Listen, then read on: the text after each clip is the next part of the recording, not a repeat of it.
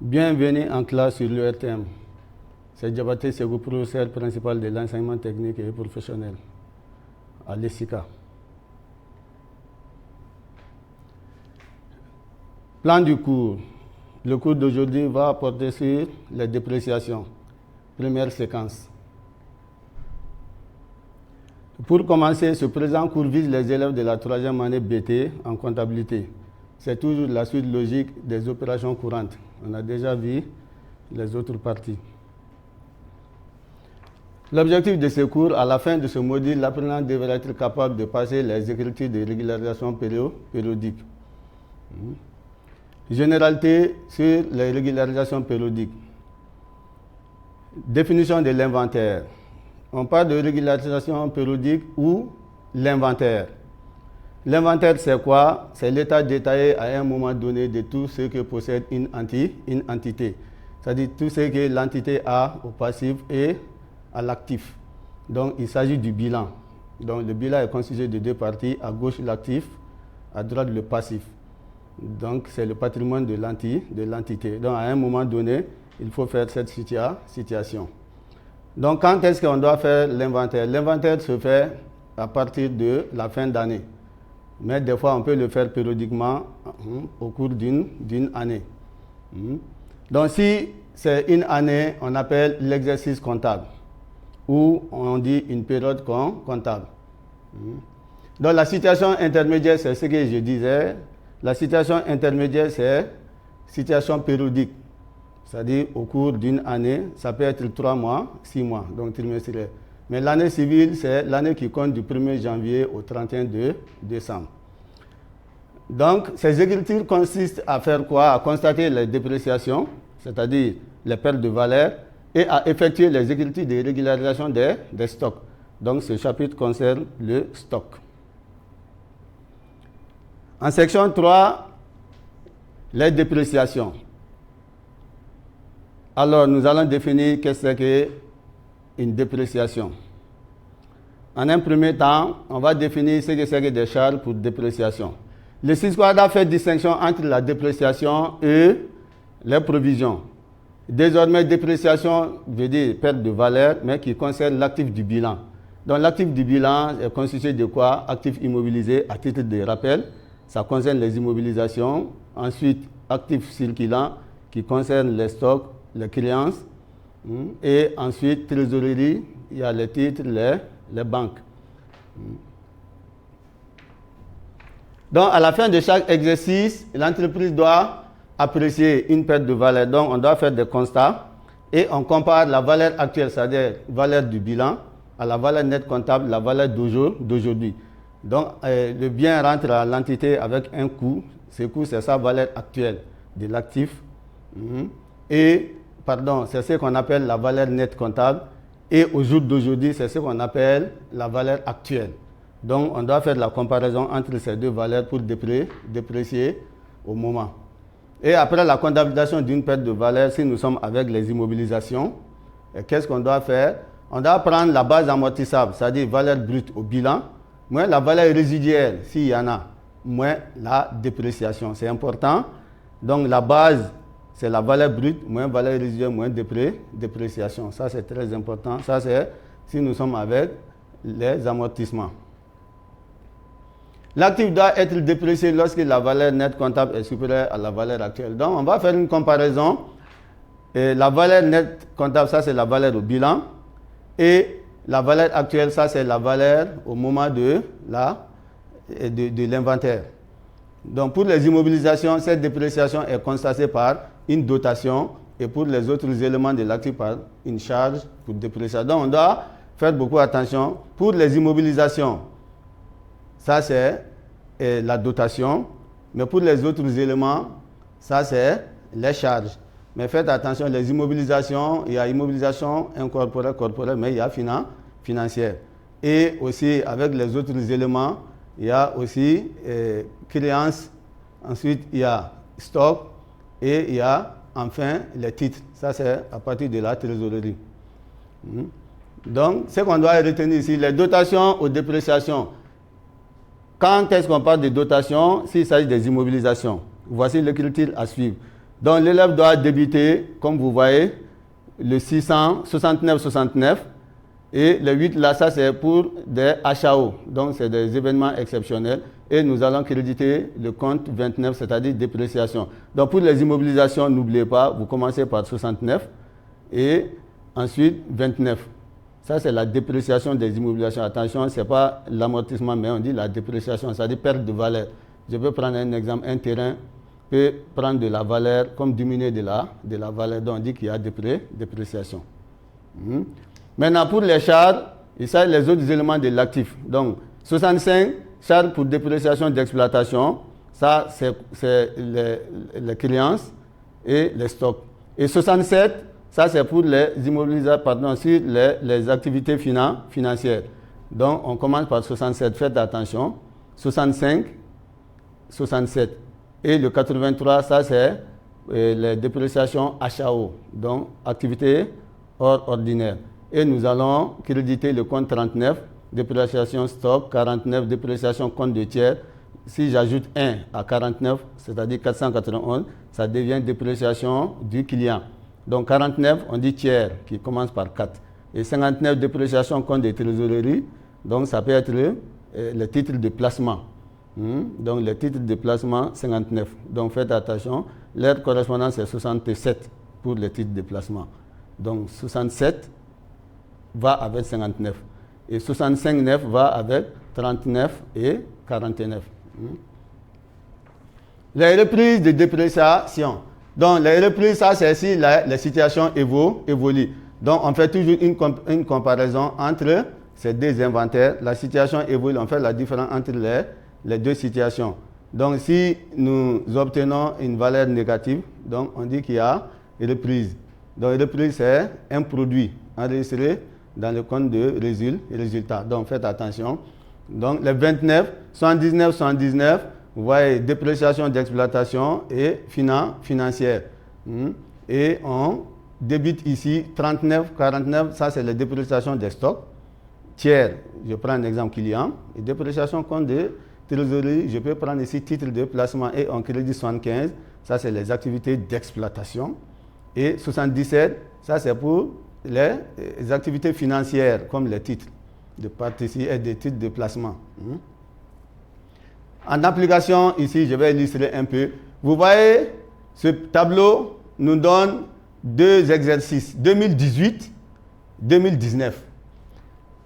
Dépréciation du fonds de commerce. En 2018, le fonds de commerce a perdu de la valeur d'un montant de 1 million et en 2019, 1 million 500.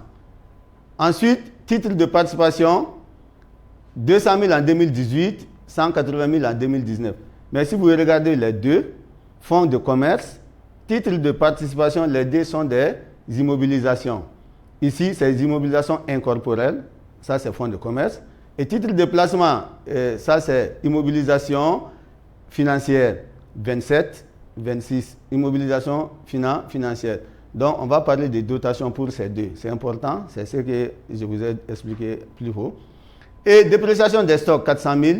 En 2019, 350 000. Dépréciation des créances, on dit que c'est 120 000 sur le client A, mais 75% de perte en 2018 et 50% de perte en 2019. Donc, ces deux vont être calculés sur la base de 120 000. 120 000 fois 75%. Ensuite, 120 000 fois 50%, ce serait le montant correspondant pour 2018 et 2019.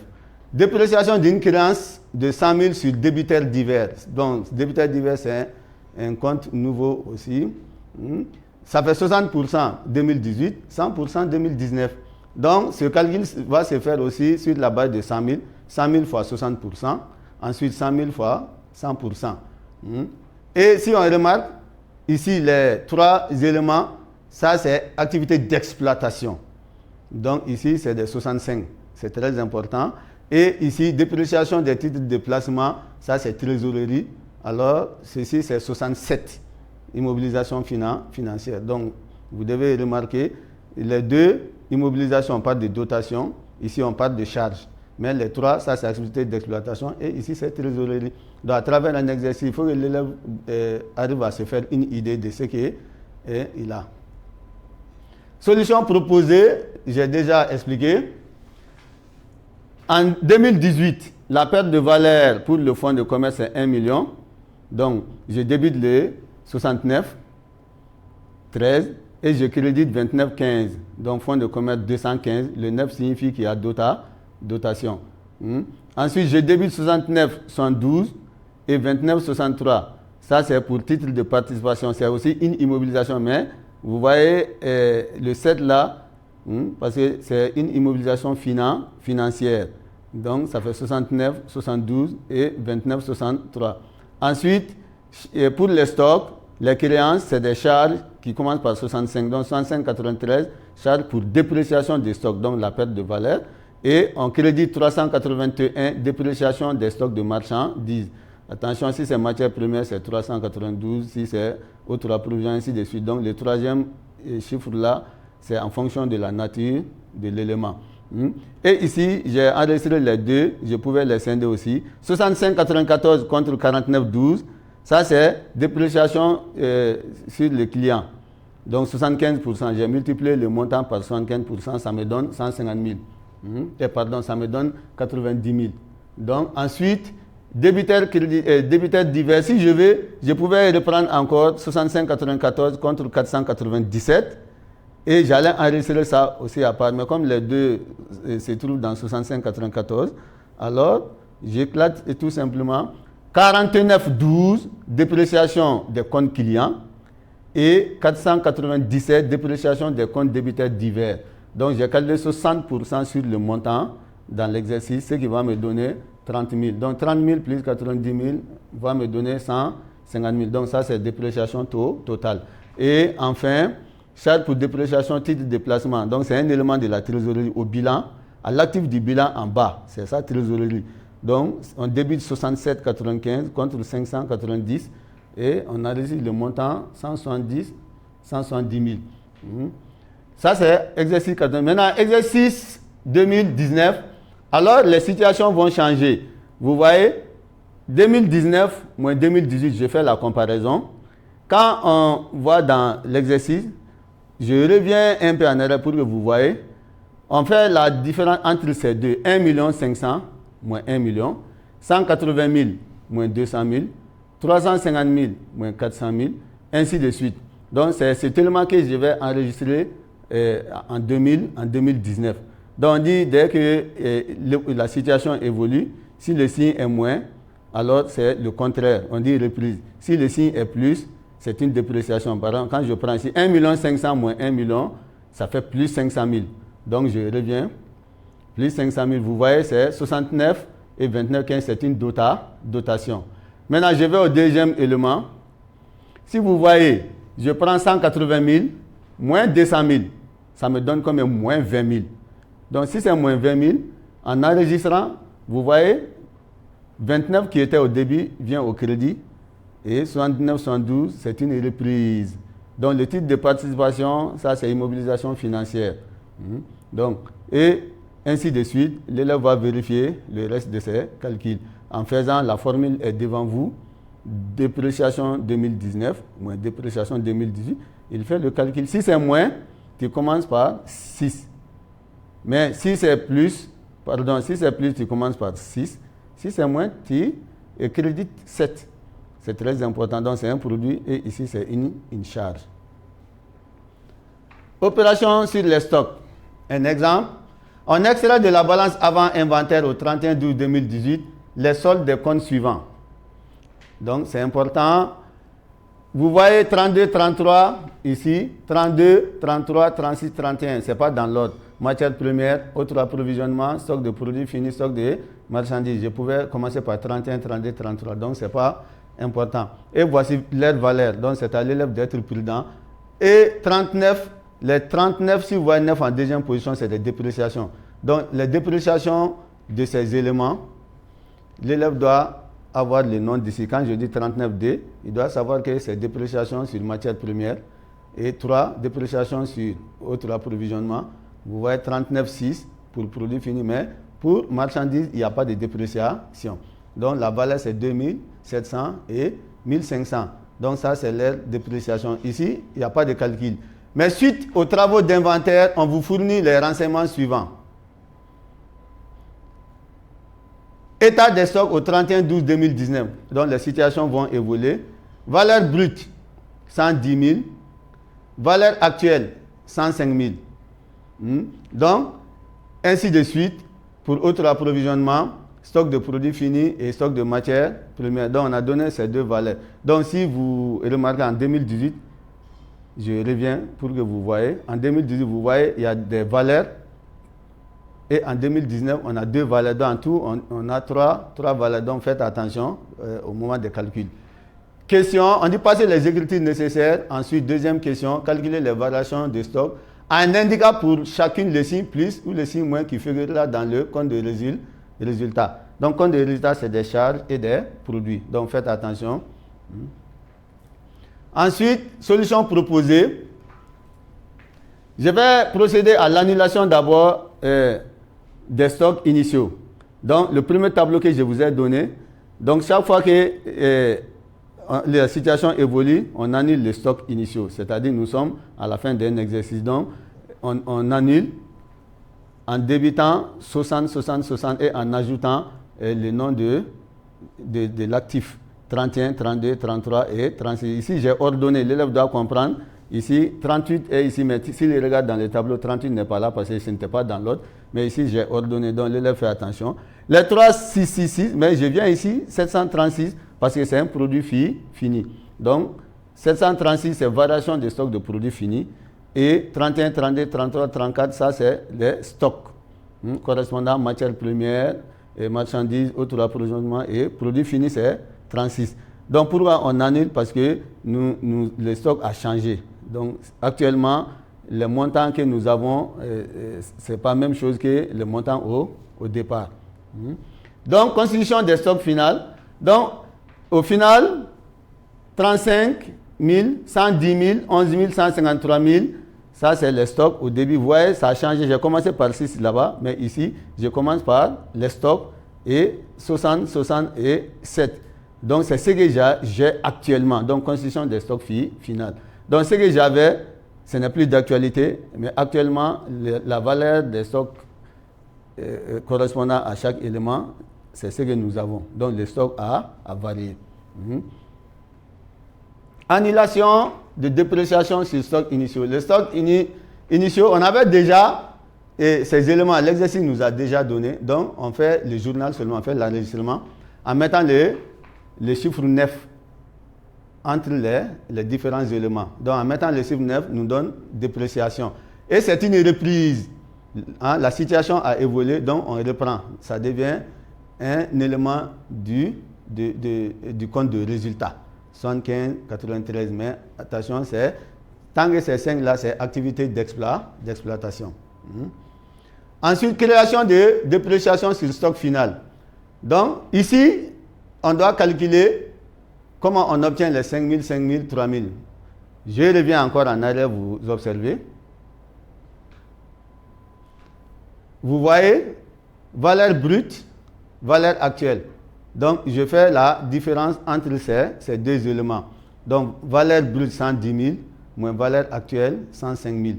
Donc, ça me donne 5 000. 11 000 moins 11 000 euros. Donc, s'il y a égalité, ça veut dire qu'il n'y a pas de dépréciation. 153, 150, 35 000 moins 30 000. Donc, je fais la différence entre ces deux valeurs. Donc, c'est ce que vous voyez ici. Donc, c'est des dépréciations. Le montant total donne 13 000. Donc, on fait la différence entre les deux valeurs, valeur brute et moins valeur actuelle. C'est important, valeur brute moins valeur actuelle. Ensuite, on dit de faire la variation des stocks en signe plus et en signe moins. Et là aussi, c'est important, les stocks que vous voyez ici, ça c'est depuis le premier tableau, en 2018. Et en 2019, ça c'est le montant brut que nous avons, mais pas avec la valeur actuelle que nous allons calculer la variation.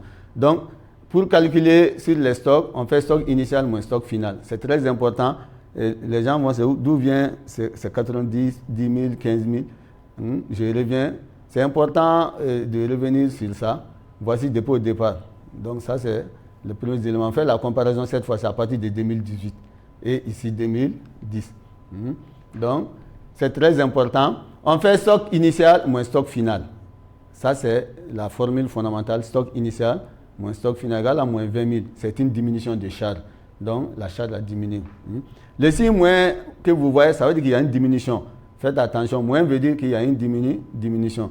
Ensuite, 15 000 moins 11 000, ça fait plus 4 000. Donc, il y a eu augmentation de charge. 38 000 moins 30, ça fait plus 30 000, augmentation de charge. Et 148 100 plus 5 000, augmentation de charge. Donc, tout simplement, c'était de faire une petite comparaison et voir si l'impact sur le compte de résultat. Parce que ici, diminution de charge, augmentation de charge, ça va changer notre compte de résultat. Mais attention, le compte de résultat est remis à zéro chaque année. C'est important. Or, le bilan, ce n'est pas comme ça. Synthèse. À l'inventaire 2019 de l'entité Didadi, l'état des stocks se présente ainsi. La nature des stocks, ici, je prends matières premières et produits. Valeur comptable, 18 000, 25 000, c'est-à-dire valeur au bilan. Et valeur actuelle, c'est-à-dire tout de suite, la valeur de ces mêmes éléments, 13 500, 27 500. Ça veut dire quand je vais au marché tout de suite, et ces trucs valent combien? Faites attention, le marché, quand on dit le marché ici, ce n'est pas le marché d'Ibida, mais ça c'est le marché financier. Dépréciation 2019. J'ai mis 2 points d'interrogation. L'élève doit s'amuser à trouver à partir de ce qu'on a fait en haut. On a dit valeur actuelle, valeur comptable, valeur actuelle, dépréciation. Et on dit dépréciation 2018, on nous a déjà donné. On a déjà donné ces éléments, mais 2019, comment est-ce qu'on va calculer? Donc, on va comparer valeur comptable avec valeur actuelle.